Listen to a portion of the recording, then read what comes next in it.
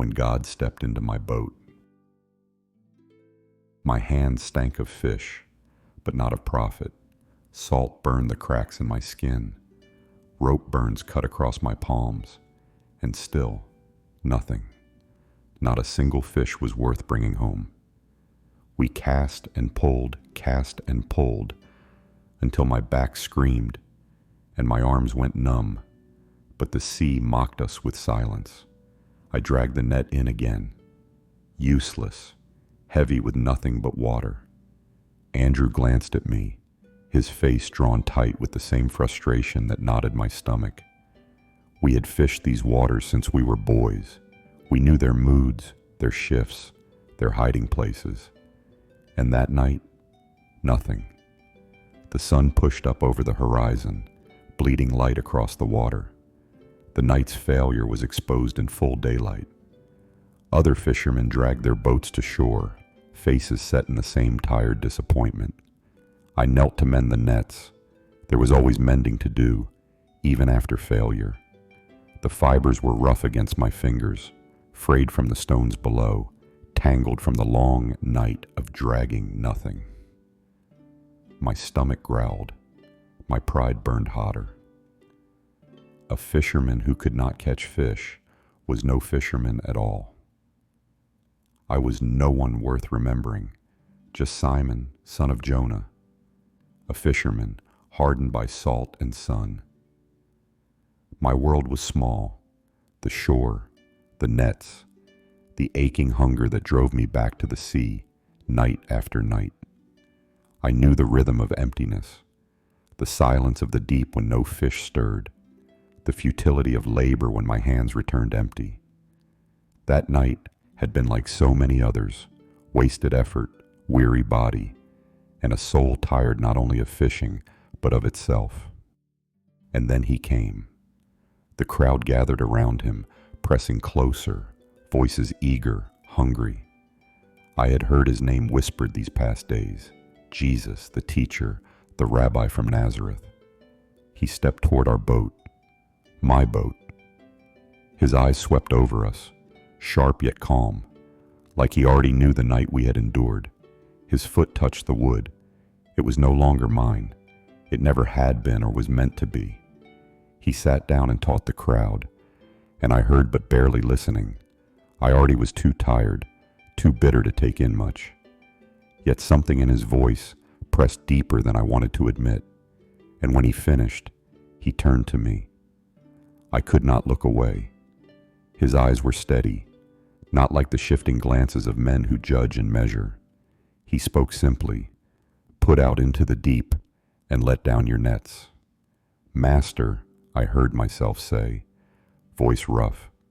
We worked hard all night and caught nothing. But his eyes held mine, steady, searching. Hence I added, "But because you say so, I'll let down the nets." How I wanted to argue. I knew the futility of it. I had the knowledge, the experience carried over the years, alongside the proof of another wasted night. But his voice carried a weight I could not resist, and so weary and reluctant, I obeyed. But then the sea itself broke open. The net jerked hard, nearly tearing from my hands. My brother shouted. The weight was sudden, impossible. So many fish thrashed against the ropes that the boat lurched. A weight pressed against my chest, my heart clenched.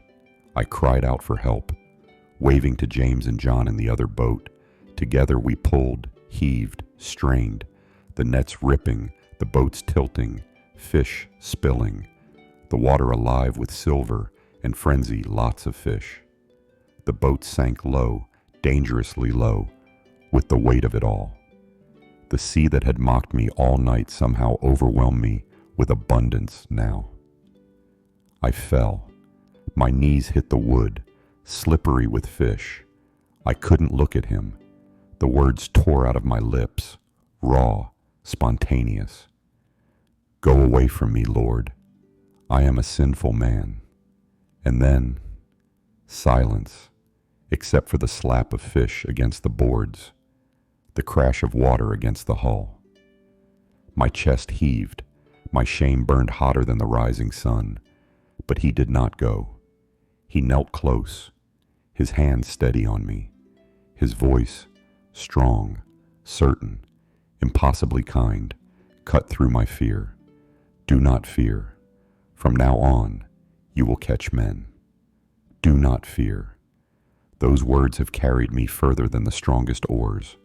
Through storms, through failures, through denials, I would weep over for years. That mercy has followed me.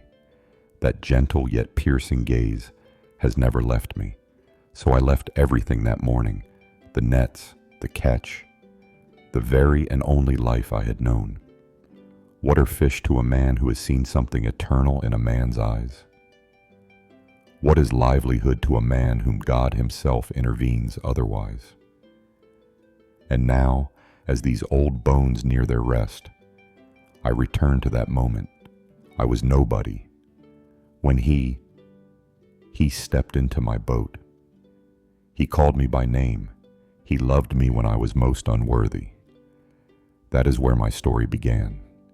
Because he came near to me, nearer than the sea, nearer than my breath. God in flesh, the very word. And though I bid him to leave, he did not. My name. I walked beside him, the sun scalding my neck, my hands still smelling faintly of fish and rope, even though the nets lay abandoned. I had left everything, my boat, my family, the life I thought anchored me, and yet he had not left me. Somehow, following him made the world I knew vanish, leaving only a faint shape of what I was becoming. He turned to me, that calm gaze that knew me better than I knew myself. "Simon," he said, and I flinched, not because of the sound, but because it carried the weight of my past, the failures, the stubbornness, the pride. Then he spoke the name that split the ordinary from the impossible. CEPHAS, rock. The syllable hit me like a stone thrown into still water. I recoiled. Rock? I, Simon, hot-blooded and rash, unsteady and doubting, was being called the immovable. It was absurd. I stumbled over the thought. I cannot be this. I break nets. I break promises. I break people's trust. How can I be a rock? And yet, he walked beside me as if he had already measured the span of my failings and found them irrelevant. Every step with him pressed the truth deeper into my heart. The weight of this name was mine to bear. Not earned, not promised by my effort, but given by his hand, like a sunken dive into a river, sinking fast, immovable, shaping the waters around it. I tried to swallow the fear, tried to laugh it off at times, but it rattled in my bones. Rock. A word meant to shock, to unsettle, to tear away the comfort of the man I thought I was. The more I tried to pretend I understood, the more the name became a mirror, reflecting every unguarded flaw, every moment of cowardice, every slip of anger, every doubt I had hidden even from myself. And then it hit me. The shock of being called to something I could never achieve alone. To be CEPHAS meant I would face storms bigger than any sea, betrayals sharper than any net cut on my hands, and faith stretched past the limits I thought I had. It meant living in the impossible, leaning on a strength not mine, and standing as witness when the world sought to drown truth in fear. I wanted to recoil, to run back to my nets, back to the familiar ache of empty nights and failed catches. But the sound of his voice, steady, unwavering, kept me pinned to the road. Not what you are yet, Simon, but what you will be through me. The words echoed in the spaces of my chest where pride, fear, and guilt lived. By him, not by me. I shuddered, for it was both a promise and a judgment. I could fail, and still I was chosen. I could fall, and still the name would hold me. I could deny, and still he would shape me. All day the name pulsed in me, like blood too loud in my veins. It clung to me through the press of the crowd, through the smoke of fires, through the voices of children calling after us. It was not sound anymore, but substance, wedged upon my soul like a net, reminding me of the shore I had abandoned and the path I could not return from. CEPHAS, rock, a word that refused to soften, refused to leave, refused to be anything but destiny. And as the sun set over the hills, spilling gold across the dusty road, I realized the deepest shock of all. It was not just a name. It was a calling, and I was terrified, terrified yet unable to step away. His dust. The first days did not arrive with applause. They came clothed in dust, the dust of roads, of sandals worn thin, of feet that walked beside him. No storms, no fire, only the quiet whirl of dust that would change the world. Dust rising from his sandals, dust that clung to our toes and turned our ankles the color of the road. We followed him one step behind, sometimes two, sometimes more when the crowd swelled. He did not march like a king. He walked like one who belonged among us, not hurried, not grand, just steady, with a gait that said there was time enough for each of us to catch up. We were men used to nets and knives, used to the rhythm of casting and hauling, of haggling at market, of sweating under sun. But now the rhythm was his steps. Where he turned, we turned. Where he stopped, we stopped. Even the pauses were strange. He would kneel beside a child's scraped knee, or stand in silence at a well, as if the water itself waited to be called. The dust was always there. It filled our sandals, coated our tongues, stuck in our beards. My mother would have cursed it, but I began to treasure it. To follow in his dust was to be near him, to breathe the air his feet stirred. The rabbis used to say that a disciple should be covered in the dust of his teacher. I never understood until the day I looked down and saw my own skin toned as his, as if I belonged more to his dust than to my boat. We grew hungry often. Bread was not always enough. Fish was not always there. Some days we laughed at our own foolishness, grown men wandering after a teacher with no purse, no guarantee, no map. But then he would laugh too, and the sound made hunger seem like a small thing, as if laughter itself could feed us. And he was not what I expected. He was not always solemn, nor always aflame with heaven. He grew tired, and I watched him lean against a tree as if his bones ached like mine. He drank water with both hands, letting it spill down his beard like a boy. He laughed long at Andrew's jokes, at James tripping in his own robe, at my quick temper when I muttered about the crowds pressing too close. Yet mingled with all this was something I could not hold. At night, when we lay in the open field, his face would turn toward the stars. And though he did not speak then, his silence was heavier than any sermon. It was as if he was listening to a voice no one else could hear, as if the heavens themselves were straining to listen back. I could not tell if he belonged more to us or to that voice above. Sometimes I stumbled, tripping over the road, weary from the weight of my own doubts. Why should he have chosen me? I was no scholar, no holy man, just a fisherman with calloused hands and a tongue too quick to wound. Yet each time I faltered, his pace never quickened to leave me behind. He always walked slow enough that I could find him again, there, just ahead. Dust rising, road stretching, his presence steady as the sea's endless tide. And I began to wonder. Perhaps to follow him was not to master anything at all, but simply not to quit. To keep stepping into the dust he left behind. To let my hunger teach me that man does not live on bread alone. To let my laughter remind me that heaven was already near because he was near. Day by day, road by road, dust by dust, I was learning. And though I did not yet know what he was making of me, I knew this. If his road led through dust, then dust was where I belonged. His touch. Holiness, to me, had always meant distance. Distance from sickness, distance from sinners, distance from death. You did not go near the leper's rags, nor touch the bed of the dying. You did not walk with tax collectors, nor sit with women of shame. You stayed clean by staying away. That was the law I had lived by, the fence that kept us safe, that kept God on our side. But then came his hands.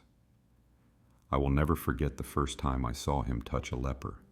The man's skin was like cracked clay, his eyes wild with years of exile. We all stepped back. Instinctively, the way children flinch from fire. But Jesus stepped forward. He didn't speak a word at first. He reached out his hand. That's what stunned me. Before the healing came, before the crowd gasped, before the skin smoothed and the disease fled, there was that hand laid gently upon rotting flesh. And something inside me broke, because he was not afraid. He was not cautious. He was not careful. He touched the untouchable. I knew the man was cleansed. But more than him, I was undone. For all my life, I thought impurity was stronger than holiness, that one brush of death or disease could ruin you. But here, holiness swallowed corruption whole. He was not contaminated. He was contagion itself, except his contagion was life. And then there was the daughter of Jairus. We all rushed into that upper room, the smell of morning thick in the air. Her small body lay motionless, skin cold, lips pale, and he knelt. He took her hand. He whispered as if waking her from sleep, "Talitha Kumi." She breathed. She sat up, and all I could do was stare at him, bewildered. Why did it unsettle me more that he was gentle than that he raised the dead? Why did his tenderness frighten me more than his power? Then came the widow at Nain. A funeral procession passed. Her only son carried lifeless on the bier. She wailed, bent low, the kind of grief that makes men look away. Not him. He stopped. He touched the bier, risked defilement with that one act, and then, before the miracle, before the crowd erupted, he looked at her. He felt her. He entered her sorrow, and he carried it in his own heart. And then he gave her back her son, and this is what I cannot shake. It was not the miracle that pierced me most. It was his compassion. Power I understood. Power made sense. A Messiah with strength was what we longed for, what we prayed for. Rome crushed, Israel free, God's reign visible. But compassion shattered me. Compassion asked me to see the leper as brother, the widow as mother, the sinner as neighbor. Compassion meant lowering myself, giving myself away, emptying myself. I didn't want that. I wanted triumph, not tears, victory, not vulnerability. And yet, every time his hands moved, I felt my sense of uprightness crumbling in his light. His touch rewrote what it meant to be holy, what it meant to belong to God. At night, when the others slept, I would watch his hands in the firelight. Rough hands, scarred by carpentry. Not soft, not kingly, not priestly. Ordinary, yet terrifying in their nearness, because I knew those hands were not finished. They had reached for lepers and children and widows. One day, I knew, they would reach for me. And here is the truth that haunted me, though I dared not name it then. They would reach for me not when I was strong, but when I was ruined. Not when I was faithful, but when I was faithless. Not when I was proud to stand beside him, but when I was ashamed to be known as his. I feared his hands more than his miracles, because I knew one day they would hold my shame. And still, somehow, I longed for their touch. The cost.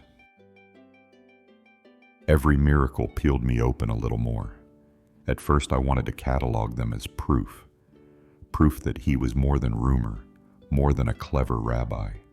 I wanted to stack sight upon sight like nets full of fish and say, "Here, look, here is power." But they did not settle into neat piles. The signs did not stay where the crowd applauded. They sank into me and rearranged my very bones. There was a hunger behind many questions I could not answer. It was not only about power, it was a dare. He did not want awe that only watched. He wanted awe that moved us. He wanted not our applause, but our step into it.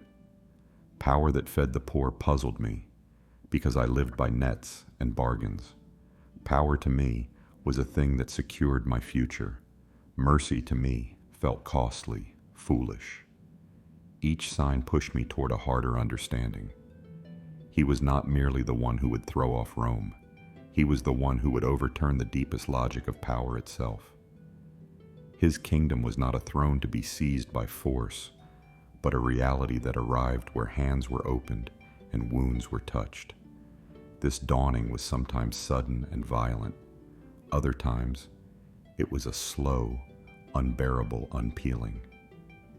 I remembered a woman, unclean, unwanted, who approached him. The crowd jerked away.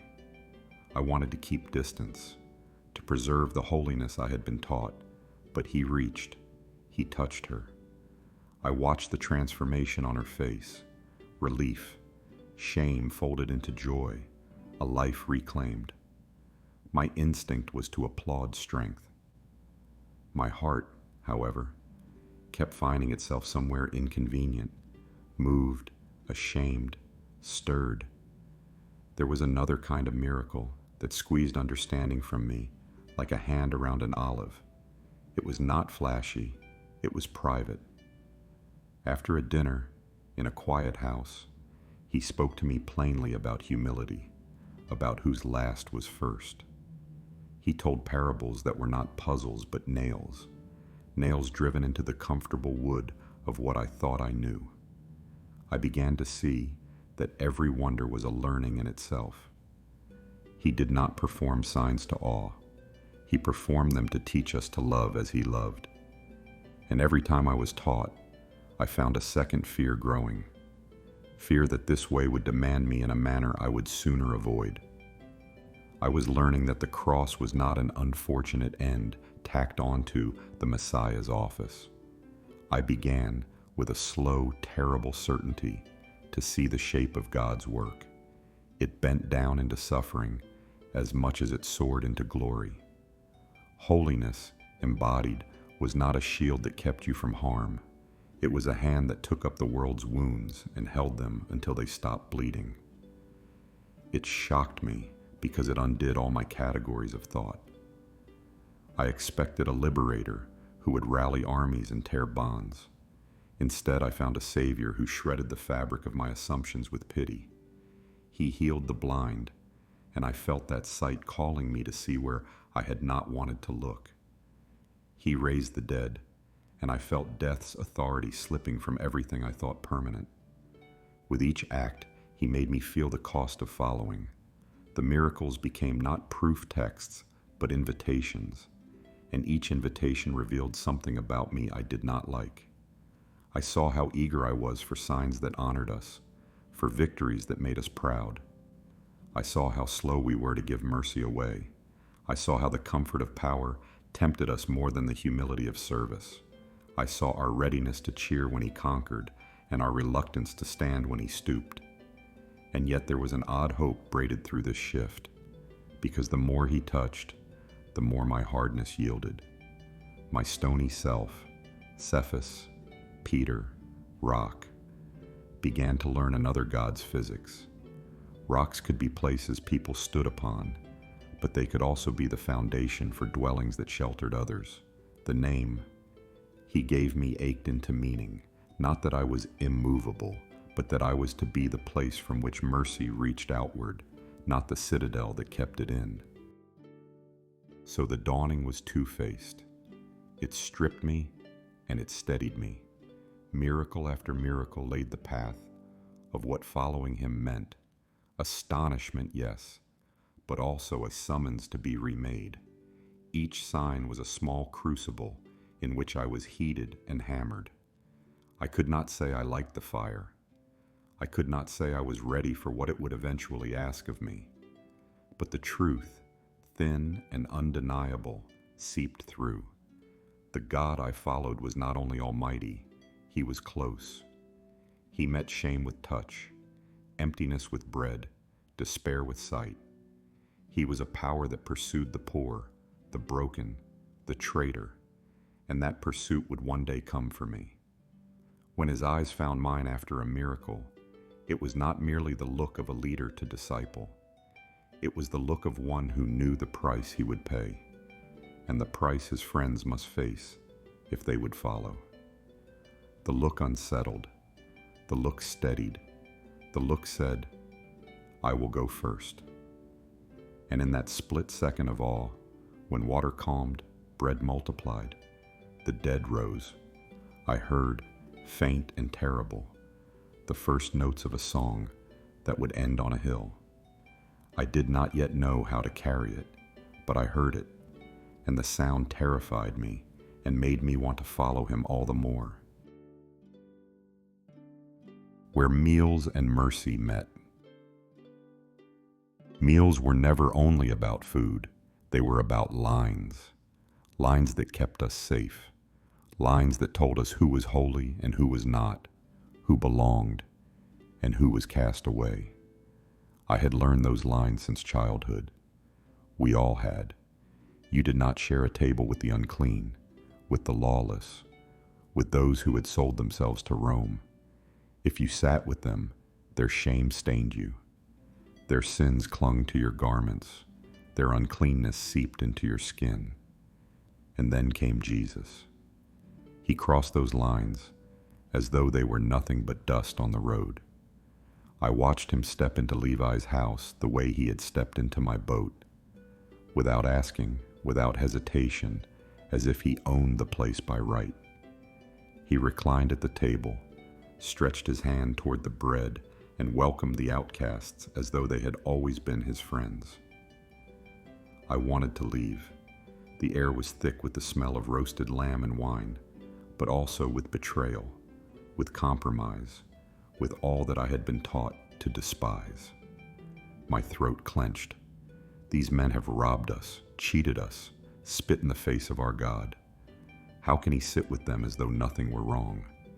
But he was not pretending nothing was wrong. He saw more than I did. He saw everything, their greed, their lust, their lies, their wounds. And still he smiled, not with the shallow grin of tolerance, but with a joy so unguarded it pierced me.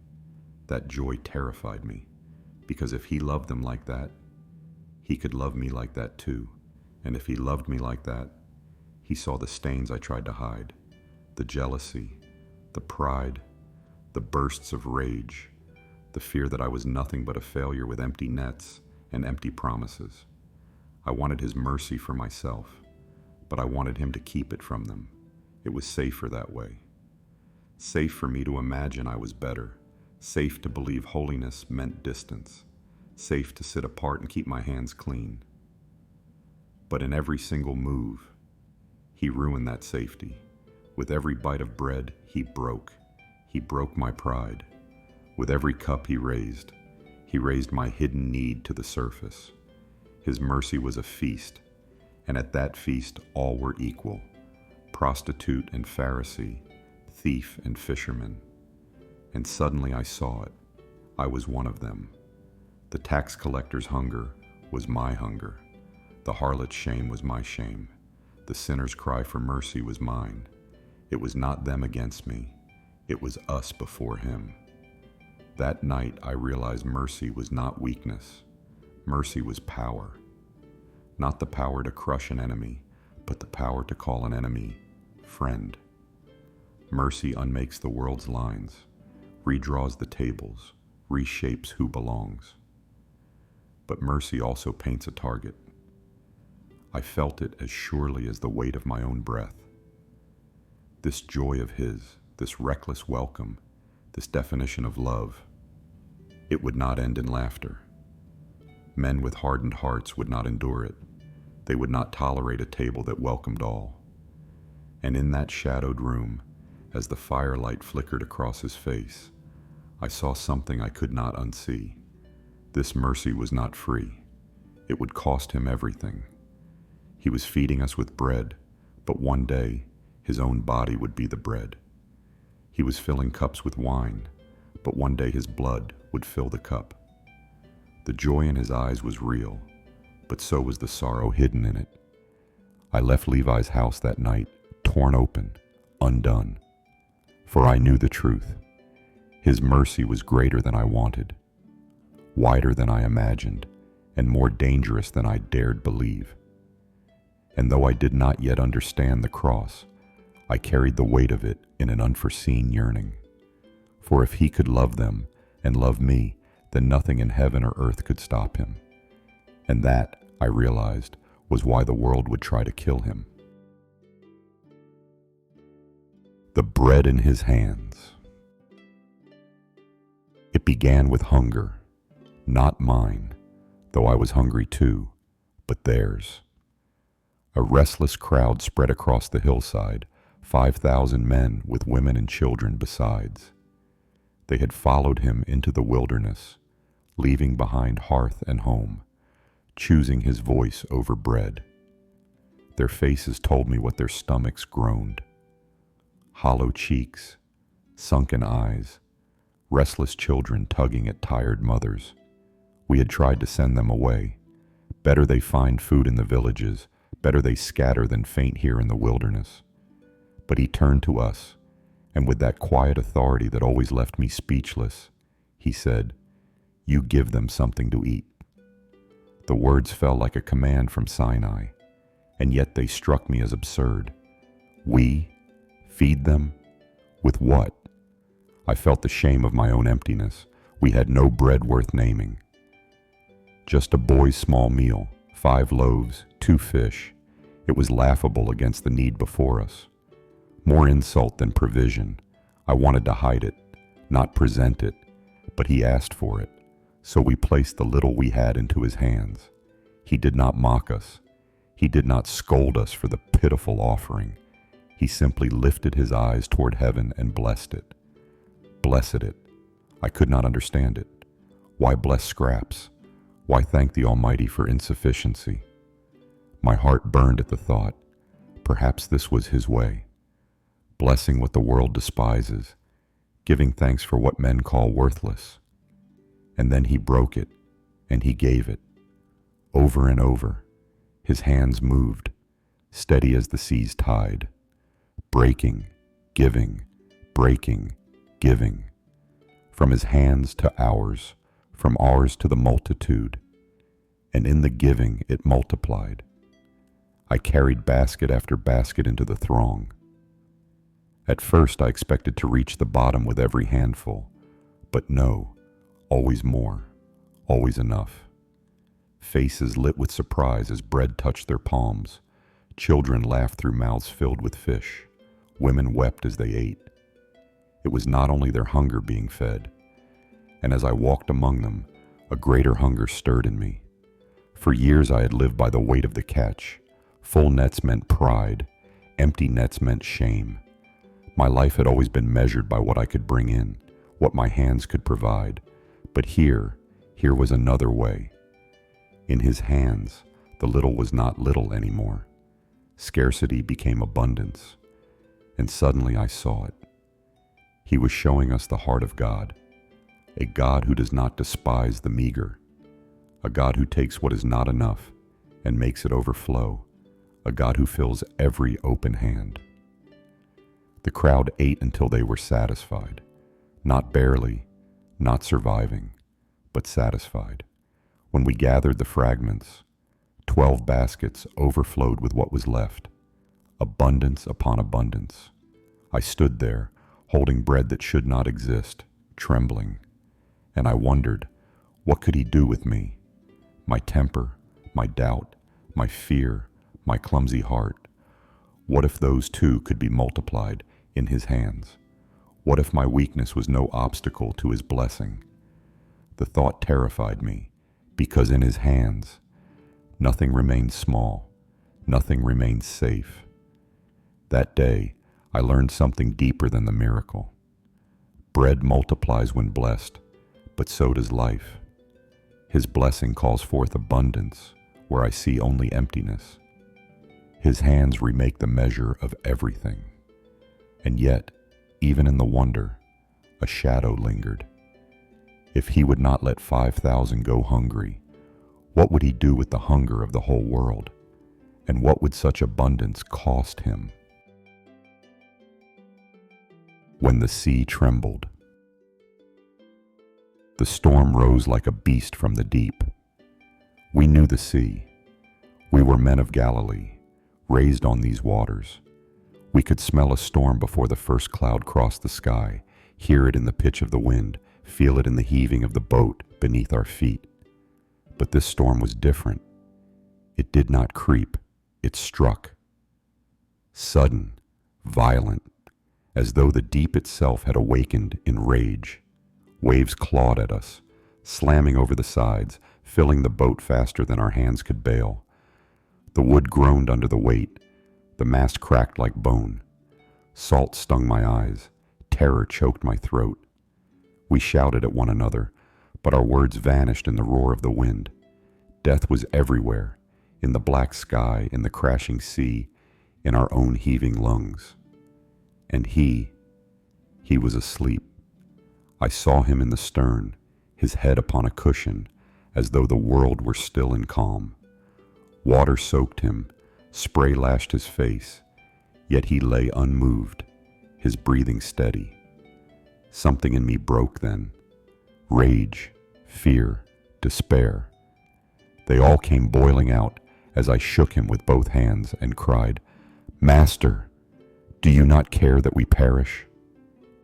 My words tasted like betrayal, even as I spoke them, but it was truth, raw and wild.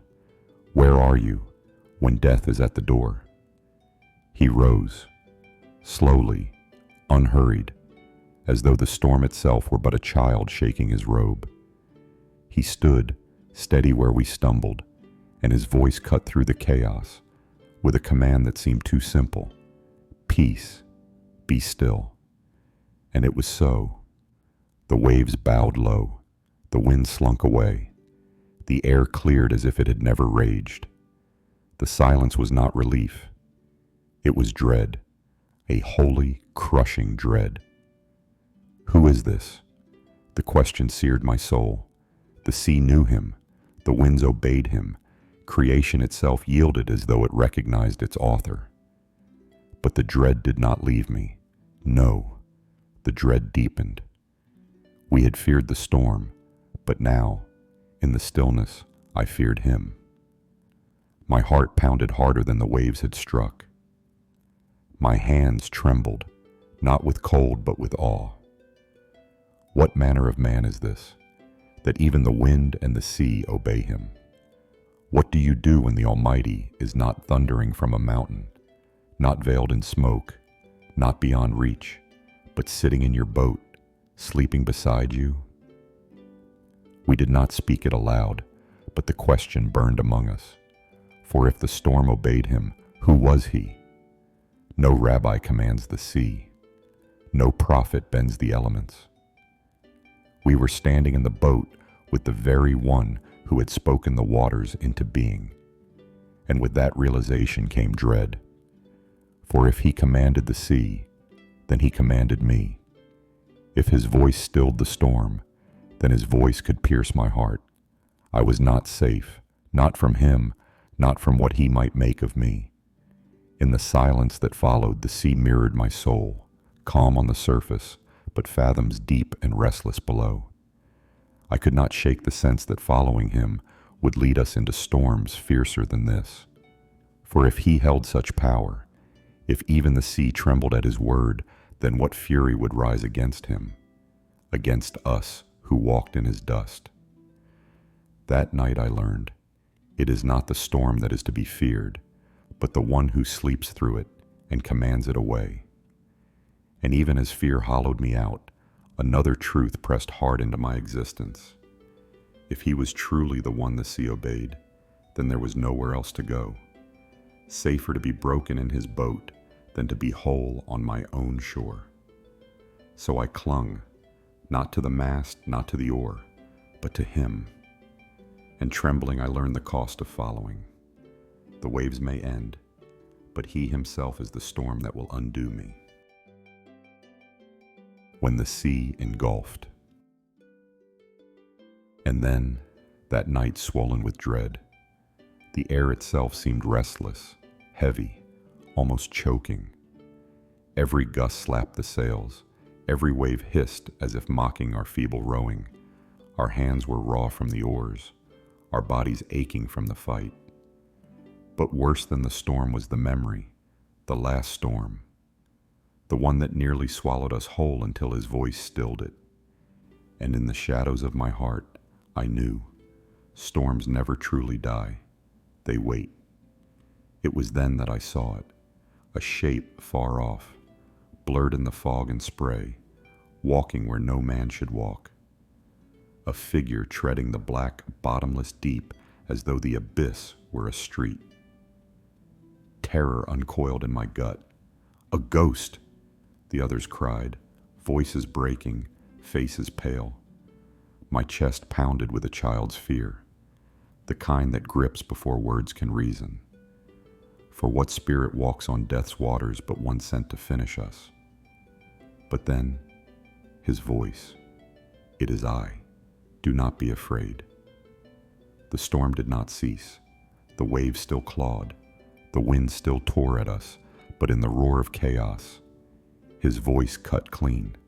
Like the first word that birthed light out of darkness, it pierced me. It is I. I should have clung to the boat, clung to life, but something deeper, fiercer, reckless in me surged.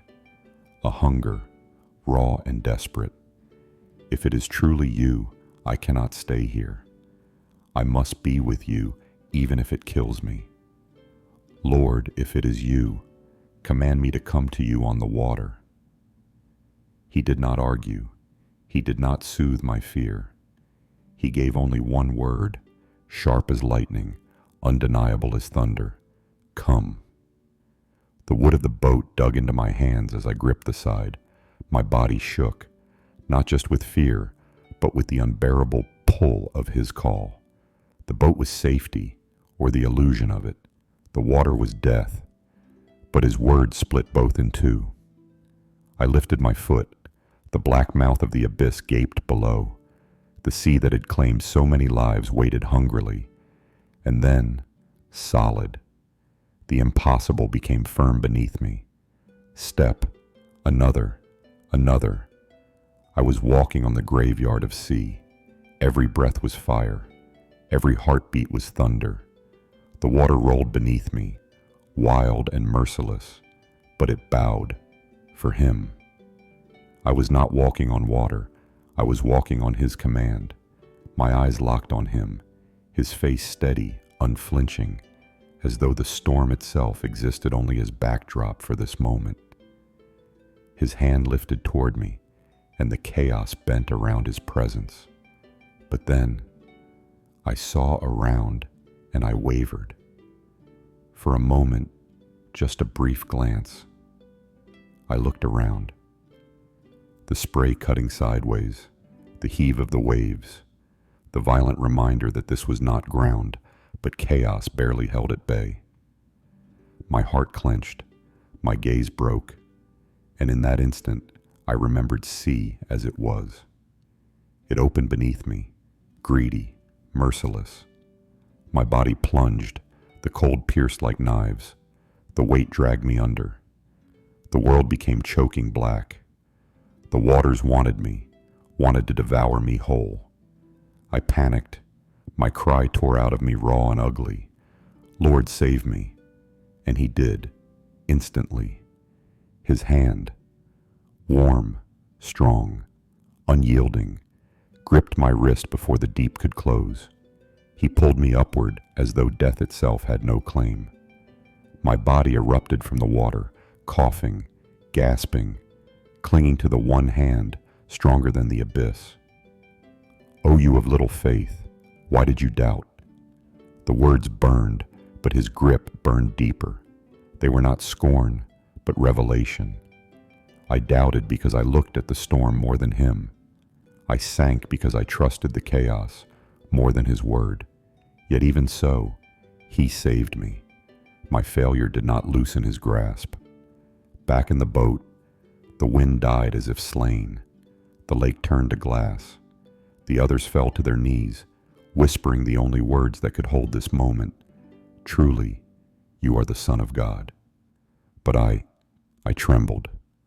Not from cold, not from exhaustion, from the truth. The sea had claimed me twice. Twice it nearly devoured me, but twice his voice, his hand, had undone death itself. It was not the strength of my steps that held me. It was the strength of his command. It was not my faith that saved me. It was his hand. And I knew with haunting clarity, if I kept my eyes on him, even hell itself could not claim me. But if I looked away, if I trusted my own footing, the abyss was always waiting. That night, the water taught me what the boat never could. The safest place in all creation is not shelter from storms, but the chaos itself. When his voice says, "Come." The Mount of Transfiguration. We climbed the mountain because he asked us to. No explanation, no destination, just the slow, burning ache of ascent. Our lungs heaving, our legs trembling, stones cutting into our sandals. James, John, and I followed in silence, the weight of the climb pressing us down. But I had learned this about him. Mountains were never just mountains. At the summit, the world fell away. We stood above the valleys, above the villages, above the daily cries of the marketplace and the endless ache of need. The air was thinner here, sharper, almost holy. And then, without warning, he changed. It was not like watching the sun rise, gentle and gradual. It was as if the veil of heaven tore open, and light, pure, raw, uncontainable, erupted from him. His face burned brighter than the sun. His garments shone with a whiteness no bleach could mimic, no words could capture. He did not reflect light. He was light. I shielded my eyes, yet still the brilliance seared me. My heart pounded as though it might break under the weight of this sight. It was terrifying and beautiful, dreadful and magnetic all at once. Then they appeared. Moses, the lawgiver, Elijah, the prophet of fire, both alive, both speaking with him as if they were old companions, and I, a mud-stained weary man, barely able to stand, was there, witnessing the holy council of eternity. The weight of it crushed me, my mouth opened before my mind could think, words spilling out foolish and frantic.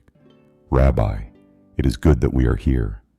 Let us make 3 tabernacles, one for you, one for Moses, one for Elijah." I wanted to hold on to it, to nail this moment to the earth, to cage eternity so it would not vanish. But even as I spoke, I knew my words were dust, absurd, unworthy of the fire before me. And then the voice, a cloud descended, not of mist but of presence, thick, holy, terrifying. It wrapped around us, swallowing us in its weight. My knees buckled, my face pressed into the ground, and from the cloud came a voice, not like thunder, not like wind, but like creation itself breathing. "This is my beloved Son. Listen to him. Every hair on my body stood. My soul shook as though the universe itself had spoken into me. I dared not lift my head, dared not breathe. The mountain itself seemed too small, too fragile to contain this voice. And then, silence. The light faded, the cloud lifted. Moses and Elijah were gone. Only Jesus remained. Our Jesus, the one we ate with, walked with, laughed with. The same face, the same eyes, but now I could never see him as I had before. As we descended, he charged us, "Tell no one what you have seen until the Son of Man is risen from the dead." Those words tangled in my mind. Risen? From the dead? We whispered to one another, confused, afraid to ask. What did he mean? How could the one who shone brighter than the sun speak of death? Yet the memory burned in me. I had seen him unveiled. I had seen the eternal glory wrapped in his flesh. I had heard the Father's own voice thunder his love, and in that moment I knew. The man I followed was not merely a rabbi, not merely a prophet, not merely a miracle worker. He was the very light of God in human skin. But with that knowing came terror too. For if he was this blazing holiness, this unveiled glory, what did it mean that he was walking toward rejection, toward suffering, toward death? And in that fear, confusion grew like a storm cloud, thick and heavy. I could not place my thoughts any longer. I only knew this. The man I followed was both light and mystery, and somewhere in the shadows ahead, that mystery would break me before it saved me. I could not understand it, but the mountain burned into me a truth I could not shake.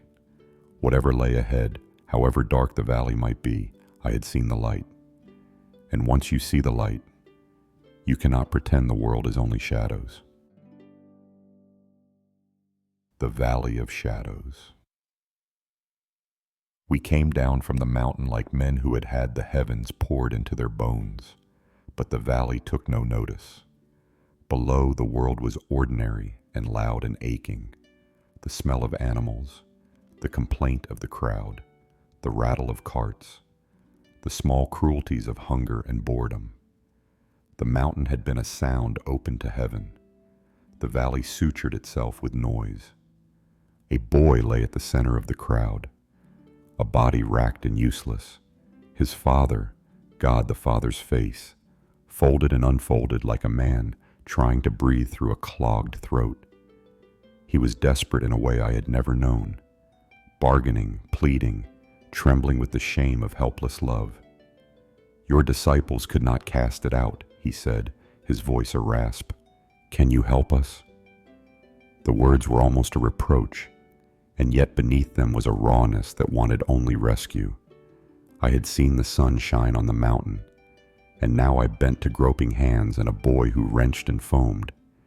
It was a collision so great my head spun. The sky above had said one thing, the earth below cried another. I kept trying to fold both into one thought, and the thought snapped like an old rope. Glory and ruin commingled and refused to make sense. He moved through the crowd like the eye of a calm storm. People fell silent when he passed. He knelt by the boy, and for a breath all the frantic noise recoiled. The demon inside the child shrieked, a horrible tearing sound, and the boy convulsed as if the world were being drawn through him and spat out. I watched because I could not look away, because the mountain's light had made my gaze greedy for whatever truth he would show next.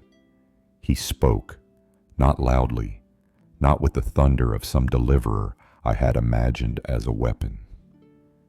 He spoke as one who knew the shape of sorrow from the inside, and the sound of his voice was both command and pity. In an instant, the convulsions stopped. The boy lay quiet. The father sobbed and folded over his son, as if the rest of his life would be lived in the shadow of this release. The crowd whispered of wonder. I stood with my hands empty and my chest hollow, awed but also raw, with a new sense of how deep the dark ran. Then he said it again, the sentence that would not settle in me, that he must be handed over, that men would betray him, that suffering waited like a creditor at the door, and after that, the impossible, that on the third day he would rise. The words fell out of his mouth as plain as bread, and I felt my stomach drop through the world. What did you do when the one who glittered like heaven spoke of being broken? How could I hold a vision of brilliant light in one hand, and this talk of nails and spitting and a grave in the other? My mind reached for tidy shapes, victory, triumph, the kind we shouted for at market, but nothing fit. The mountain did not explain the valley. The valley would not accept the mountain. They contradicted more than they complimented. I had wanted to argue. My mouth gaped with the rashness coupled with fear. No, I wanted to say. No, that could not be. You were the one who stilled winds, raised the dead, fed the hungry. You could not be handed over. The world would not do this to you. The words rose hot and foolish, and I nearly blurted them aloud. For a moment I imagined I could shield him with my arms, with my bravado, with 1,000 small acts of loyalty. But the shape of the valley was not so easily shored. He looked at me when he spoke of his going. His eyes were not surprised by my confusion. There was a softness there that both steadied and broke me. It said, without words, that he had seen the path from before the foundation of the world, that suffering was not a mistake but a way, that love would walk through insult and be pierced by what it redeemed. Confusion became a choking pressure in me. My thoughts slipped like wet fish in my hands.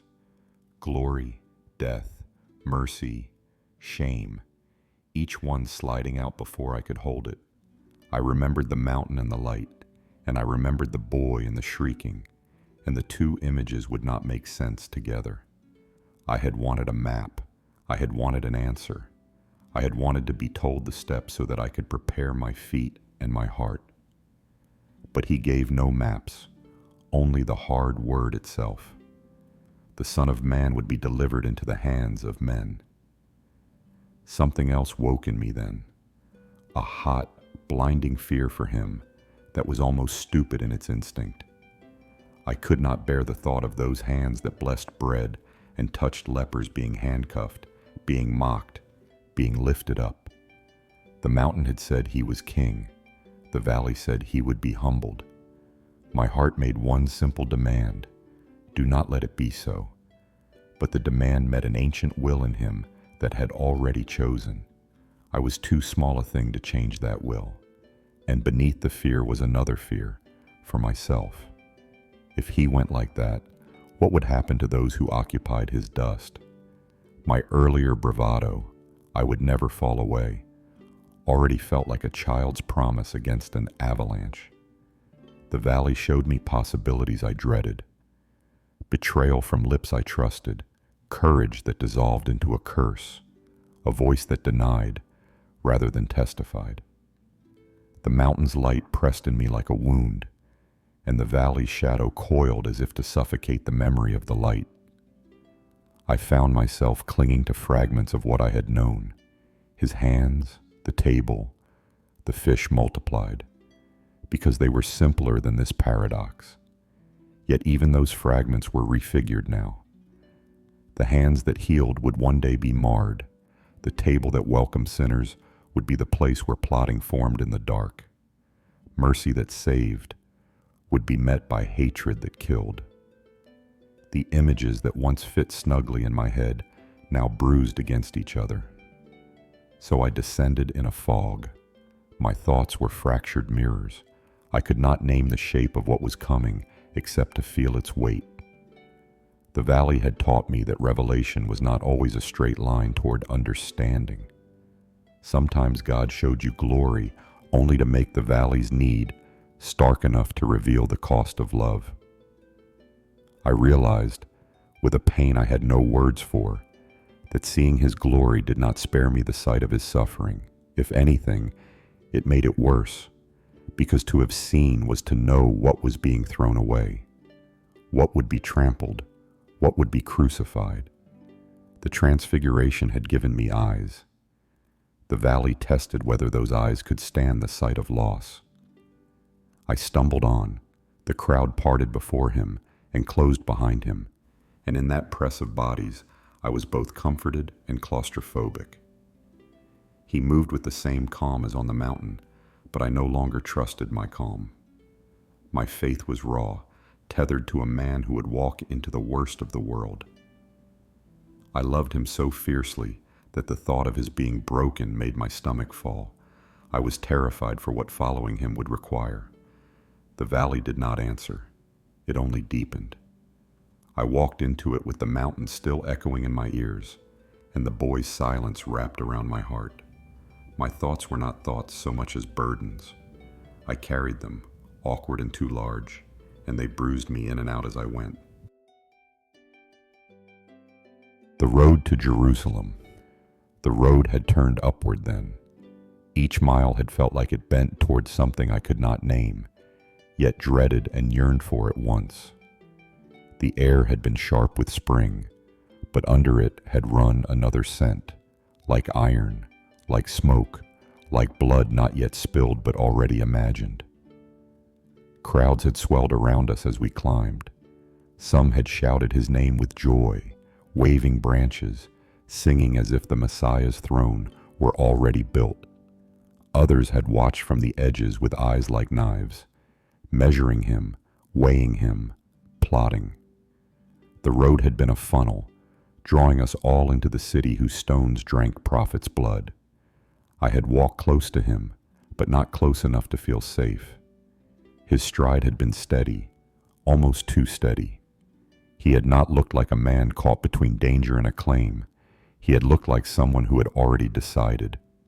My feet had stumbled on the uneven path, but his had never faltered. He had walked as though he carried within himself both the weight of heaven and the inevitability of sacrifice. The disciples had chattered, half excited, half nervous. Some had dreamed aloud of thrones, of places of honor. I had wanted to rebuke them, yet my own heart had swayed in the same wind. For if he truly was the one, surely something grand must have awaited us in Jerusalem. Glory without shadow, that had been what I still craved, even as his words coiled in my memory. The Son of Man must suffer many things. We had stopped in villages along the way. Children had run to him, tangling in his robe, pressing their sticky hands into his palms. He had knelt to bless them, his face luminous with gentleness. Pharisees nearby had frowned, muttering about propriety. He had ignored them as if their mutters were no heavier than gnats. It had been the children who had carried his gaze, the weak ones, the foolish ones, the small ones with no claims. He had said the kingdom belonged to such as these. I had tried to let the words settle in me, but they had stung. If the kingdom was for the weak, what place had there been for me, the strong fisherman, the loud one, the one who would fight? My heart gripped. He had kept undoing the man I thought I was. One night, by the fire, he had spoken again of his death. The fire had popped, sparks had leapt, the shadows had cut his face into halves of light and dark. He had said he would be mocked, flogged, handed over, killed. He had said it as plainly as if naming the dawn. He had added again that he would rise. But the last word had slid off me like oil. My ears had clutched only the cruelty. The others had fallen into silence. No one had dared ask. I had wanted to ask. I had wanted to beg him to explain, to soften it, to turn the sentence another way. But his eyes had been far off, as though already fixed on something past the fire, past the hills, past the city gates. He would not be turned. And still, as we had drawn nearer, a strange thing had happened. With each step closer to danger, his joy had seemed to deepen. It had not been the joy of laughter, not even the joy of triumph. It had been quieter, heavier, like a river that could not be stopped. Sometimes he had hummed psalms under his breath as we walked. The sound had unnerved me. It had not been the sound of a man avoiding death, but of one walking to meet it as a long-awaited guest. I had not understood. My mind had twisted between the mountain of light, the valley of shadows, the meals with sinners, the children's hands in his own. Every picture of him had pressed against the others until none of them had fit, yet one truth had beaten beneath it all. He was going to Jerusalem, and so was I. The road had narrowed, the walls of the city had risen in the distance. My heart had pounded with the mingled pulse of hope and terror. Something had been coming, something vast enough to either crown him or crush him. I had kept walking, dust in my beard, love in my heart, but dread in my bones. Whatever had waited in that city, it would not have left me the same. Zeal for his Father's house. The temple courts thundered with noise, coins clattering, animals bleating, voices haggling. The air was thick with the smell of livestock and sweat, the kind of chaos I had grown used to on market streets. But here, before the holy place of our God, it felt like mockery. My chest burned as I watched men weigh out silver and barter, as if Yahweh's house were a marketplace. Still, I kept silent. Who was I to challenge priests, rulers, and their order? I was only a fisherman. But then Jesus moved. His steps were sharp, resolute, and my stomach tightened. His eyes, oh, his eyes that saw the deep places of men, blazed with a fire I had never seen before. He bent, gathered cords left scattered on the ground, and with his own hands twisted them into a whip. Not the weapon of soldiers, not the lash of Rome, but something simple, small.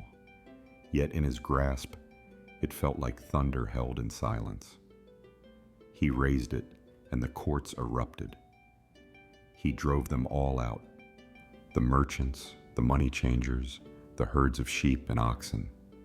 Tables overturned, coins scattered across the stones, doves fluttering in frantic escape. The sound was deafening.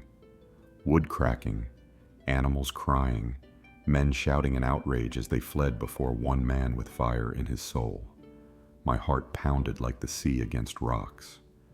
I wanted to shield him, to stand at his side, yet I found myself staring, stunned, terrified, awed. And then he spoke, his voice thundering over the chaos. Take these things away. Do not make my Father's house a house of trade. Father's house, not Israel's temple, not Herod's work, not the priest's domain, his Father's house. The word struck me harder than the whip struck the air. It was as though he pulled back a veil, and for a moment I saw him not only as our teacher, not only as Messiah, but as Son, Son of the Almighty. Zeal consumed him, a fire purer than any sacrifice I had ever seen burn upon the altar. The Pharisees pressed in, robes bristling, faces dark with fury. What sign do you show us, they demanded, for doing these things? Their voices dripped with scorn, testing, accusing. And he answered them, not with fear, not with trembling, but with a riddle that chilled my blood, even as I could not understand it.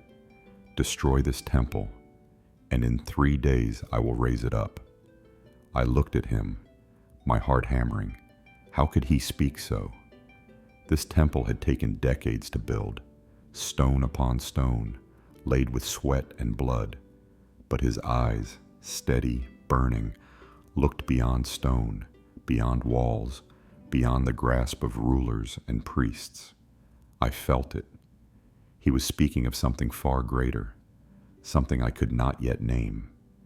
His words lodged in me like seeds waiting for their season to burst forth. That day, I saw him in a way I never had before. Not only healer, not only teacher, not only the one who had stepped into my boat. No, that day, he was the Lord of the temple, the Lord of all. The whip in his hands was not wrath out of control, but righteousness in full measure.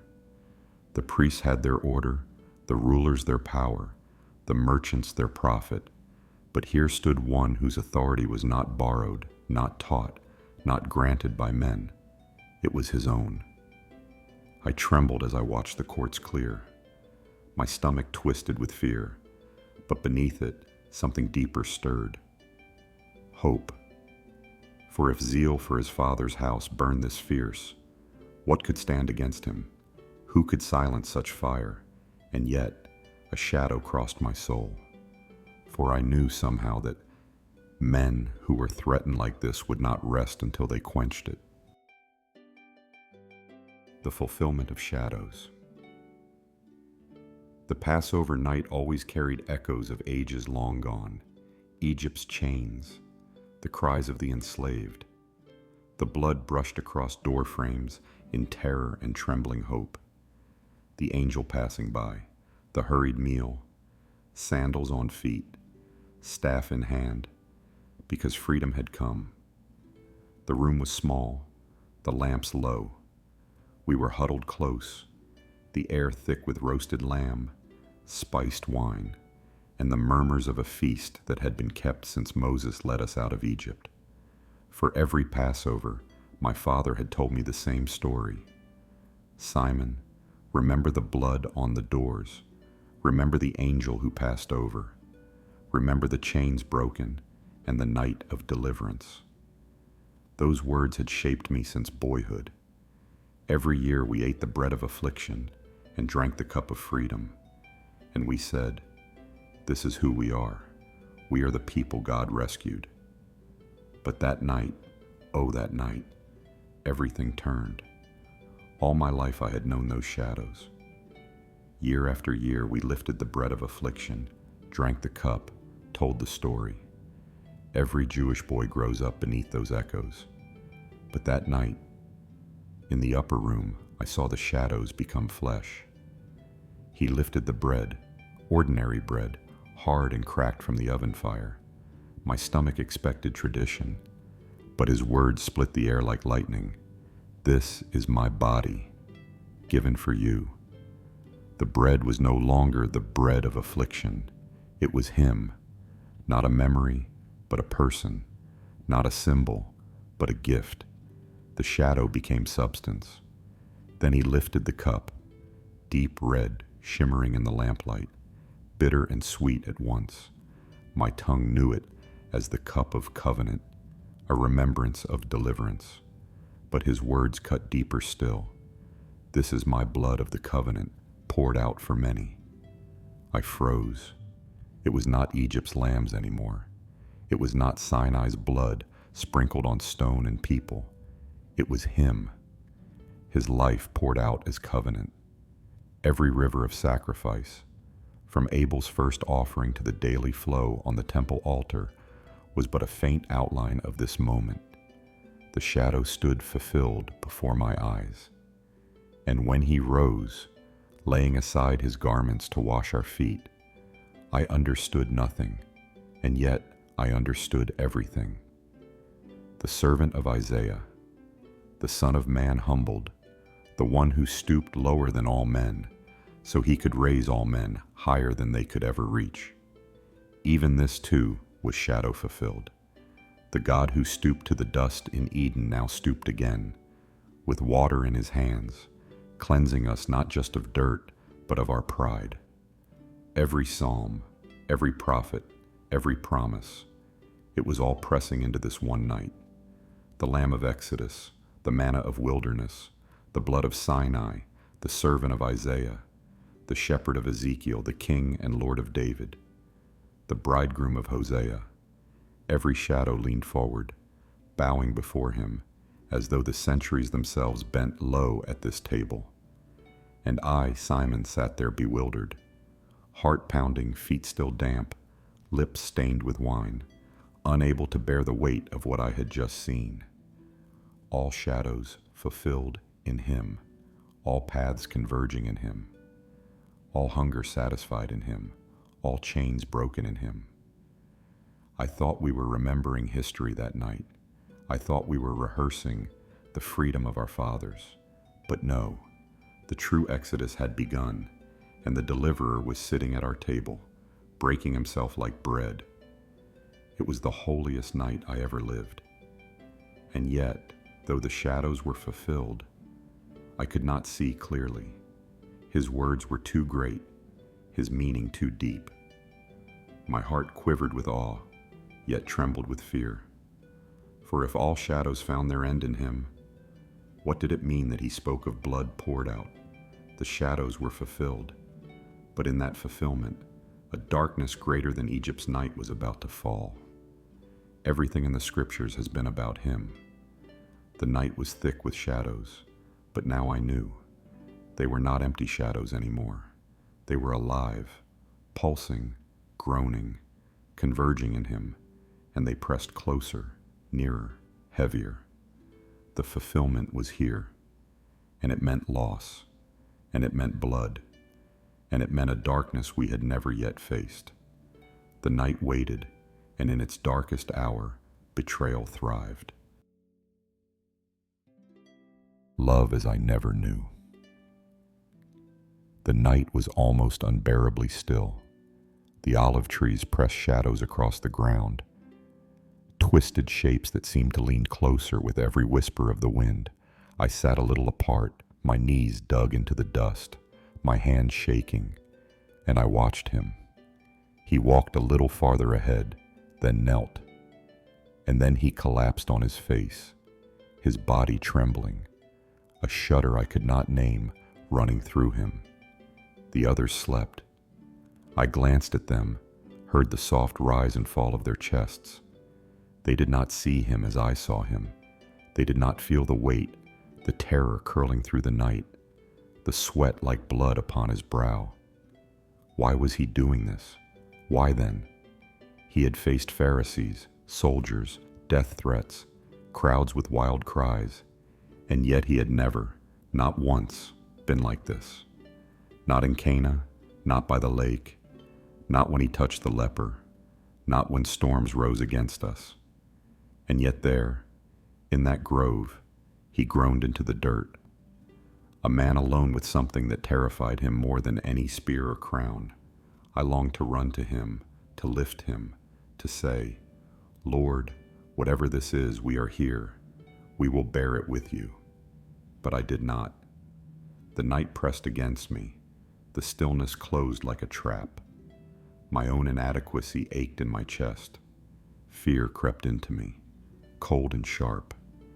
I could not understand why the one who calmed storms, who commanded demons, who healed with a word, trembled like this before his Father. He prayed softly, almost desperately. Father, if it be possible, let this cup pass from me. The word cup burned in my mind. I remembered the bread, the cup of blessing at supper, yet now it tasted of dread, something vast, infinite, beyond my grasp, something that stretched across all generations, all sins, all sorrows. And then, sudden, almost unbearable insight. The horror of this night is not just outside him, it is within him. The weight he bears is infinite, and yet he submits, trembling, shivering, sweating, human, divine, submitting, not fleeing, not resisting, obeying. There was surrender. Every shiver, every gasp, every drop of blood spoke, your will. How could the Son of God fear? How could he plead with the Father to spare him? How could mercy and terror beat within the same heart? But I was sulking. I was leaning into sleep, and I was utterly unprepared. I did not know what would come next. I only knew that he was walking a path I could not follow, and yet must. I must witness. I must stay. For then I did not know I would see it or that it existed, the very horror of love so deep. The arrest. We woke up to the light of torches and soldiers' metal clangs that broke the night. They flickered through the trees like serpents of fire, slithering closer, their glow cutting through the shadows where we hid. I felt my chest tighten. I had seen soldiers before, but never like this, never with him in their sights. I had promised I would never leave him. I had sworn that if all forsook him, I would not. My hand found the hilt of my blade, my jaw set like iron. I was ready to fight, ready to die, or so I told myself. But then he stepped forward, alone. No fear in his stride, no trembling in his voice. He did not shrink into the shadows. He did not urge us to scatter. He met the mob head on, the way he had met storms, demons, sickness, even death itself. "Whom do you seek?" he asked, and they answered, "Jesus of Nazareth." And then I heard it, words that shook the earth, "I am." At once the soldiers staggered. Torches fell, weapons clattered, and grown men dropped to the ground as if lightning had struck them. The name, the eternal name, had passed from his lips, and the powers of heaven rippled through the night. I should have fallen too. I should have trembled before such majesty. But pride blinded me, fear drove me, and zeal burned me into madness. My hand flew to the sword, and in my frenzy I struck. I remember the cry, the blood, the ear severed from the high priest's servant. I thought I was defending him, proving my devotion. But he turned to me, and his voice cut sharper than any blade. "Put your sword into its sheath. Shall I not drink the cup which my Father has given me?" The words froze me. The cup, that same dreadful cup from his prayer, heavy with wrath, sin, and sorrow. He had chosen it, embraced it, and I had tried to steal it away with iron and blood. Then he did what no man would do in such a moment. He touched the servant's bleeding head, and in the flicker of torchlight, the wound closed. Mercy, even for the enemy. Healing, even in betrayal's hour. I watched, undone, my sword suddenly a weight of shame in my hand. And then they bound him, the hands that had raised Jairus' daughter, that had broken bread for thousands, that had washed my feet. Those hands were tied with coarse rope. The wrists that had stretched out to steady drowning me now lay seized by soldiers' fists. I could not bear it. The universe itself seemed to shudder in that moment. How could the author of life be led like a criminal? How could the light of the world be swallowed in the torches of men? I followed, but at a distance. My heart raged and broke within me. I did not understand then what I now see with aching clarity. He was not overpowered. He was offering himself. He was not captured. He was giving himself up. Every chain laid on him was a chain he willingly bore, for me, for us, for all. Even now, when I close my eyes, I see him standing in that torch-lit circle, silent and resolute, love bound in ropes, majesty cloaked in meekness. That night taught me more than all the miracles combined, that his power was not in conquering his enemies with force, but in conquering sin with surrender. I thought I was brave, but I was weak. I thought I could save him, but it was he who was saving me, saving the world, by walking willingly into captivity. That was the night the shepherd was struck. That was the night the sheep scattered. That was the night I began to see that his kingdom was nothing like the kingdoms of men. The courtyard. Inside the courtyard smelled of sweat, dust, and tension. Guards moved like predators, eyes sharp, fingers brushing hilts. I clutched the hilt of my sword, but I knew it was useless now. My hands trembled with need to defend, to intervene, to do something, anything. But every action felt too late, too small, too human. Jesus stood before Caiaphas' servants. His head lifted, his voice measured, his eyes burned with an unspoken truth. And I shrank into the shadows, heart hammering, my limbs tight. Every footstep echoed like a drum of shame inside me. I thought, I should have stopped this. I should have struck. I should have done more. The questions lashed at me, as fierce as the soldier's grip. Why did he endure this without rage? Why did he not call legions of angels? Why did he not protect himself? My mind spun, my fear tangled with awe, my despair with wonder. He was human, he bled, he faltered, and yet he was more than any mortal could bear. Voices rose, accusations, insults, questions sharp as knives. I pressed myself against a column, trying not to be seen. I watched him, the man I had followed day and night, stand untouched by fear, untouchable in spirit, unshaken by cruelty. And every heartbeat was a drumbeat of shame. I had fled in panic, my friends had scattered, yet there he remained, steadfast and radiant in the fire of injustice. I saw him endure the servant's mockery, the interrogation that pierced the night like cold steel, and I glimpsed a strange mercy in his eyes. Mercy for the men who bound him, mercy for the voices that slandered, mercy even for me.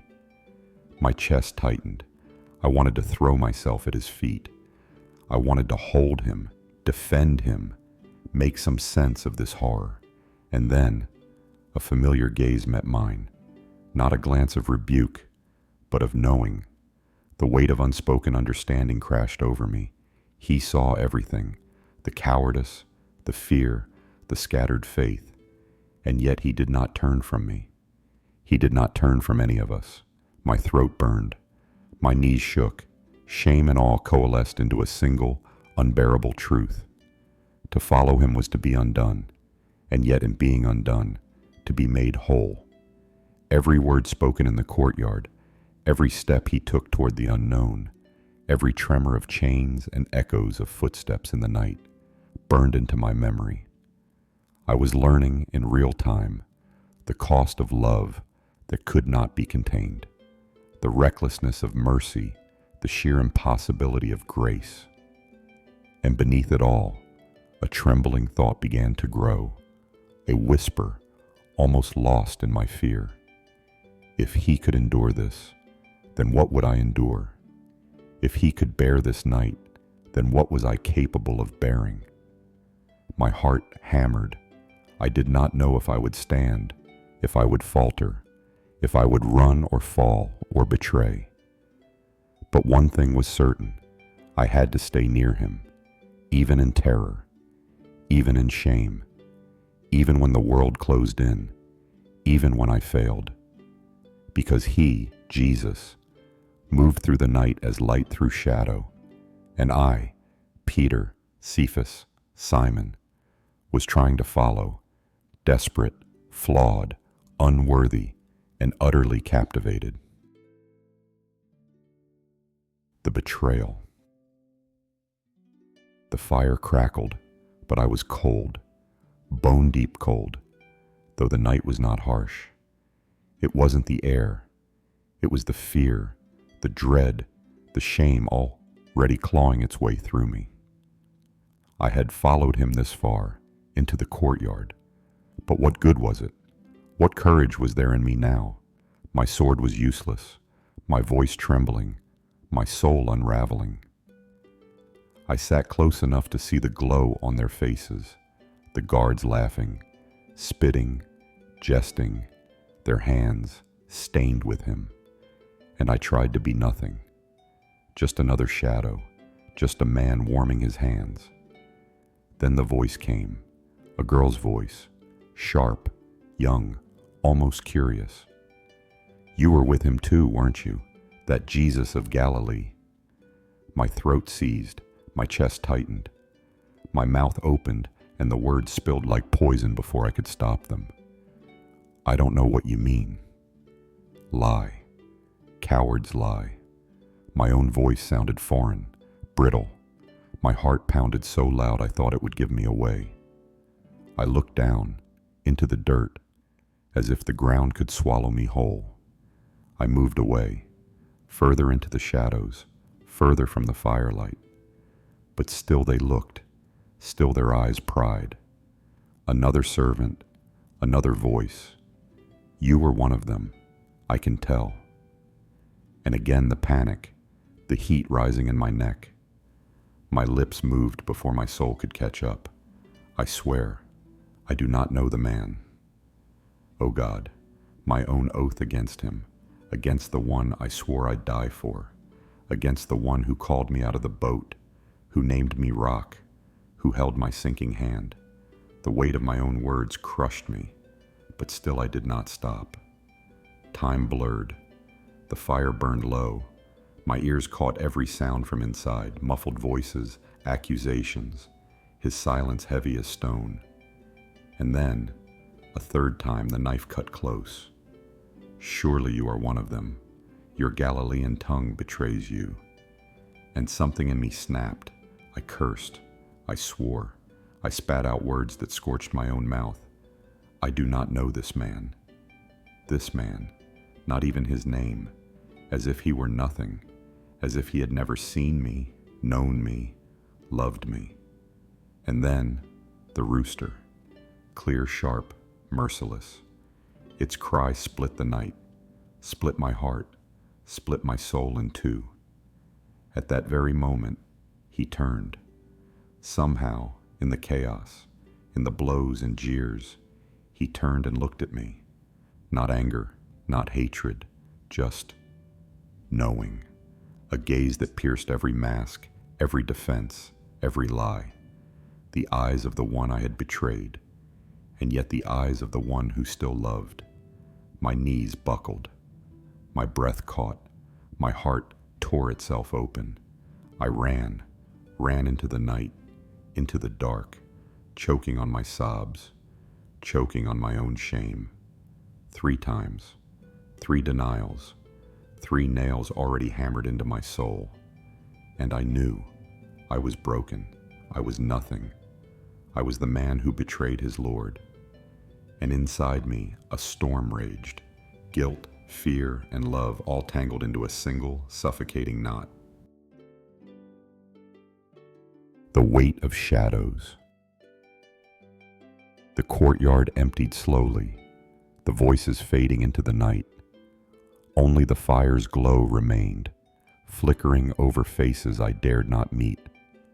I remained crouched, hands gripping my knees, my breath shallow, my chest a cage of guilt. The denial, 3 times. I heard it over and over in my mind. Every word echoed like a hammer on my soul. I did not know the man. How could I? How could I betray him, the one who never betrayed me? The one who fed me, healed me, taught me, laughed with me, and trusted me with his secrets? I felt the weight of shadows pressing in, not the darkness of the night, but the darkness of my own heart. Each heartbeat thundered with shame. Each memory of his trust sliced me open. The fishing boat on Galilee, the quiet talks at dawn, the miracles, the laughter, the tenderness that seemed endless. And I failed. I ran from it all when courage was demanded. Yet amidst the crushing despair, a whisper flickered. A memory, faint, almost forgotten. His eyes on me that first day, as he called me from the nets. The certainty in his voice, the knowing, the patience, the grace. Even then, he waited. I wrestled with myself. How could I stand? How could I breathe? How could I ever face him again? My soul trembled with longing to fall at his feet, to confess, to beg forgiveness, to prove my love in some impossible way. But the fear was like iron chains. I was unworthy, I was weak, I was lost. And yet, within this maelstrom, something deeper stirred. Not hope, not yet, but recognition, a realization that failure did not have the final word, that even in the depths of my cowardice, even in the betrayal that haunted me, he was still God, still merciful, still capable of turning a broken man into a rock for his purposes. I closed my eyes and saw the night sky above Jerusalem, the stars indifferent, yet witnessing, as if the heavens themselves were holding their breath. And I remembered, even when I faltered, even when I denied, even when I wept in secret, his story was larger than my shame. His love, reckless, unfathomable, divine, reached into the shadows where I cowered. Tears fell silently, not just for the moment I failed, but for the man I longed to become. I saw a path, narrow, uncertain, painful, but real. A path that wound back to him. A path of humility, of confession, of courage slowly rebuilding in the broken pieces of my heart. The night stretched long, shadows deepened, my body ached, my spirit wavered, my mind raced with memories, guilt, and desire. But somewhere, buried beneath the terror and the shame, a single fragile truth whispered, "He had not abandoned me, Simon. He would not abandon me, CEPHAS. And one day, he would make me Peter." I rose from the dirt. The courtyard was empty, the fire dimming, but within me, a spark ignited. Small, flickering, but alive. A whisper of courage, a tremor of faith. A glimmer that, though I had fallen, I was not forsaken. The weight of shadows remained heavy, but it was no longer crushing. It was the weight of life lived, of love betrayed, of grace yet to be fully known. The empty tomb. The morning broke with confusion. It had been 3 days since our Lord was crucified and buried. Mary burst through the door, her voice torn between fear and fire. "They have taken the Lord out of the tomb, and we do not know where they have laid him." The words struck me like a blow. My breath seized. My mind reeled. He was gone, crucified, buried. I had seen the stone sealed, the soldiers set. His silence had already become a weight I thought would crush me forever. But now this. I looked at John and he at me. Neither of us spoke, for the heart cannot reason when mystery calls it. We ran. My legs burned, my breath tore ragged from my lungs, but still I pressed forward. Each footfall struck the earth like a question. Could it be? Could it be? Could it be? John was swifter. He pulled ahead, but it did not matter. I carried too much weight, the weight of denial, the weight of shame, the weight of love that had been pierced with nails. The streets blurred past, stones and shadows forgotten. Only the tomb lay before us, that cold reminder of all I had lost.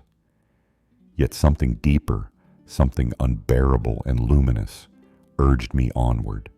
It was not hope, not yet. It was more like the ache of eternity breaking into time, demanding my surrender. John reached the place before me. He stopped, bent low at the entrance, peering in. He hesitated. I did not. I stumbled past him, my heart pounding louder than the world itself, and entered the silence of the tomb. It was empty. The stone slab bare, save for the grave clothes, folded as though death itself had been undone with calm and order. The wrappings of mortality lay abandoned, powerless, defeated. I froze. My knees weakened, my breath caught. The air was heavy with something I had no words for, like creation's first dawn, when God's voice split nothingness with light. The absence was not absence at all. It was presence, a presence beyond sight, beyond reason, beyond grasp. I remembered his words, so many times spoken, so often missed. On the third day I will rise. I had nodded, puzzled, half believing, half doubting. But now the grave itself bore witness. The tomb, once the cruel boast of death, now proclaimed life. John entered then, his eyes wide, his lips parted in wonder. He saw what I saw, yet perhaps he saw more. His heart was quicker to believe, as it had always been. But I, Simon, Cephas, Peter, stood trembling, torn between dread and longing. The linen lay there like a question placed in my soul. What now? Could mercy truly reach me, who had denied him in his hour of agony? Could love overcome not only the grave, but also the cowardice that lived in me? I left the tomb with John, but the emptiness followed me. Not emptiness as loss, but emptiness as expectancy, as if the world itself waited to inhale the breath of God once more. I walked in silence, yet every step throbbed with mystery.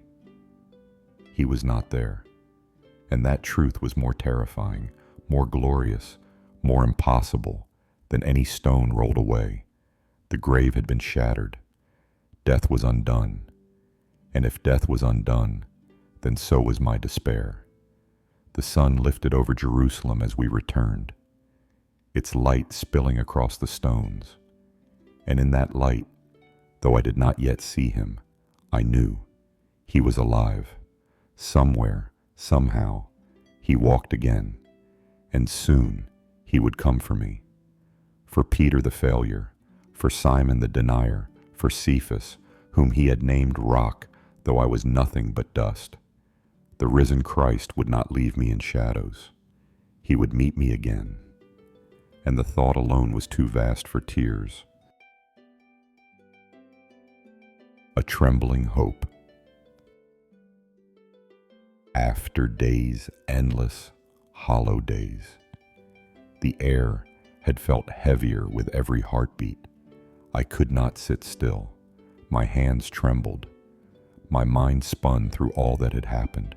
The beatings, the mocking, my own denials. How could I have failed him? How could I have turned away from the one whose eyes once held nothing but truth? And then he came in. My heart leapt into my throat. I clutched my knees. I had wanted to flee, and yet every fiber of my being knew I could not. I could not turn away. He was there. Jesus. The room filled with him before I even saw the details. There was a weight, a presence, a calm that unraveled every fear in me, and yet tightened every nerve with awe. He stood among us, breathing, alive, and yet changed, not just alive, but luminous, in a way that made the shadows flee, and yet cling in trembling corners. "Peace be with you," he said. His voice was the same, and yet it carried a power that bent the walls, that stilled the air, that reached into the hidden corners of my guilt. I could not speak. I could not move. I felt every failure, every denial, every moment of cowardice pressed down upon me, and yet there was no accusation in his eyes, only recognition, only love. The others murmured his name, John the rest. They looked as if they could not breathe, and I felt my knees weaken, my chest tighten, the sharp sting of tears I could not hold back. He moved among us, hands reaching, touching, blessing. Every eye met his and saw something different. I saw mercy. I saw fire. I saw a future I was too ashamed to hope for.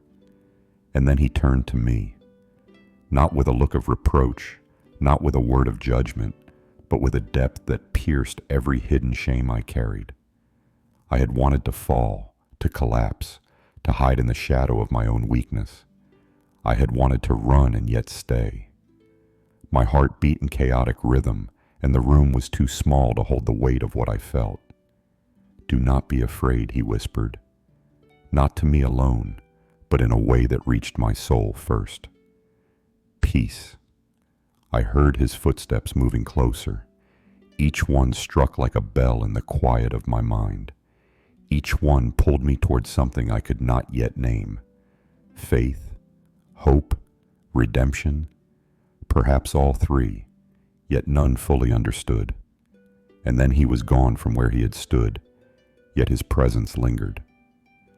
Like a fragrance, like a wind, like fire that did not burn, but illuminated every shadow I had carried, I sank to the floor. I could not speak. I could not breathe.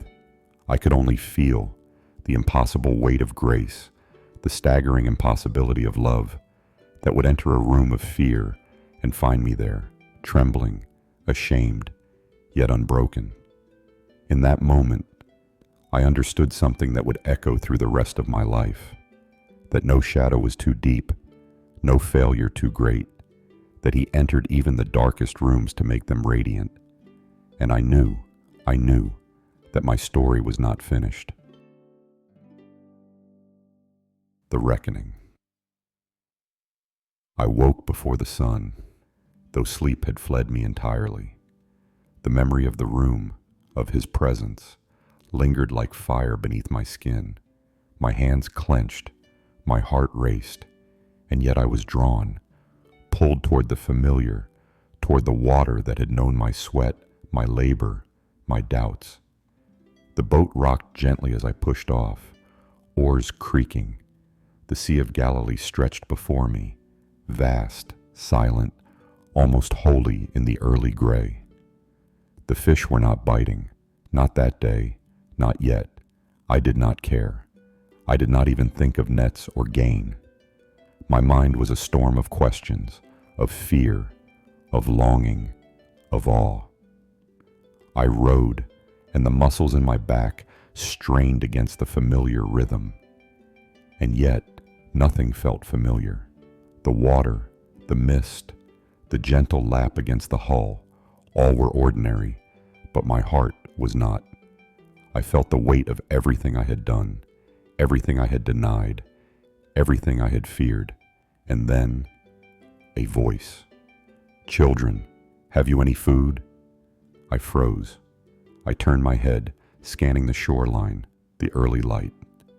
And there he was. Jesus, alive, standing as though he had never been gone, as though the agony, the trial, the death itself were nothing more than a moment of pause. I dropped the oar. My heart leapt. I had wanted to run. I had wanted to kneel. I had wanted to leap into the water and swim to him. Yet I was rooted in awe, in terror, in 1,000 contradictory impulses. "Cast the net on the right side of the boat," he said. His voice, familiar, commanding, gentle, sliced through every chaos in my mind. I hesitated. My hands shook. "Lord, we've worked all night." "Nothing," I whispered, fear and shame bleeding through every syllable. And yet, something in his eyes stopped me, something I could not name, something that pierced deeper than my failures, my denials, my guilt. I cast the net. It was instant. The net could not hold them all. Fish leapt and thrashed. The boat groaned, tilting dangerously under the weight. I gasped, staggering. My hands were slick, my arms trembling. The others shouted, wide-eyed, flailing, caught between wonder and disbelief. I stood, soaked, shaking, awestruck, and I realized, again, that he was in control of what I could not control, that he made abundance where I saw scarcity, life where I saw death, hope where I saw despair. I looked at him, and he smiled, not reproachfully, not scoldingly, but with a depth that shook me to my core. The simple, quiet certainty that I was known, forgiven, called again, despite every failure. I fell to my knees. The boat rocked. The others looked at me, confused, their catch forgotten. I could not speak. My heart beat, the water lapped, the morning light painted him gold, and I understood. This was mercy incarnate. This was grace made flesh. This was love that refused to let me go. And in that moment, I knew what I must do. I left the nets. I left the catch. I left everything I thought anchored my life. I stepped out onto the water's edge of obedience and awe, and I followed him, as I always should have, as I always longed to, as I never dared to before. Come, feed my sheep. The fire crackled. Smoke curled into the early light. The smell of fish and bread was both ordinary and sacred, a feast built from heaven's mercy and human hands alike. I sat apart, still soaked from the sea, still trembling from the weight of what had just happened, the catch, his presence, his eyes that saw everything and still called me. He moved among us with quiet authority, breaking bread, offering fish, speaking in words that carried both gentleness and fire. I watched him, every motion a revelation. How mercy looked in the act of giving, how love spoke in ordinary gestures, how grace tasted of bread and salt and the familiarity of home. He turned, and his gaze landed on me. The world contracted, my stomach tightened, my knees nearly buckled. The shame, the denial, the fear, they rose like a flood, but his eyes held nothing but patience, nothing but understanding, nothing but invitation. Simon, son of Jonah, do you love me? The question hung like a bell in the quiet dawn. I struggled with words, with heart, with memory. Yes, Lord, you know I love you. Feed my lambs, he said. 3 times, 3 simple, piercing commands. Each repetition stripped me bare, each echo a mirror of my failings and his mercy. The weight of my denials, the cowardice, the betrayal, all were confronted by love that refused to condemn. I looked at the others, my fellow disciples. They watched silently, some in awe, some uncertain, some still trembling from yesterday's horror. But this moment was mine alone, me and him, the one who called me despite everything, the one who knew the depth of my heart and chose me still. I felt it then, rising like a tide, a mixture of fear, awe, gratitude, and trembling determination. The mercy I could not earn, the forgiveness I did not deserve, the calling I had once fled, now lay plainly before me. Follow me, he said, the words both ordinary and eternal, and feed my sheep. And in that instant, I knew the road ahead would be strewn with fear, failure, and countless nights of doubt. I knew I would stumble again. I knew I would falter, but I also knew this. His love divine would not abandon me. His call would not be silenced. And for the first time in my life, I sensed that being chosen was not about perfection. It was about being held, even when the world and my own heart had failed. I rose. I stepped forward. My heart pounded. My hands shook. But my spirit leaned into the call, and I followed him.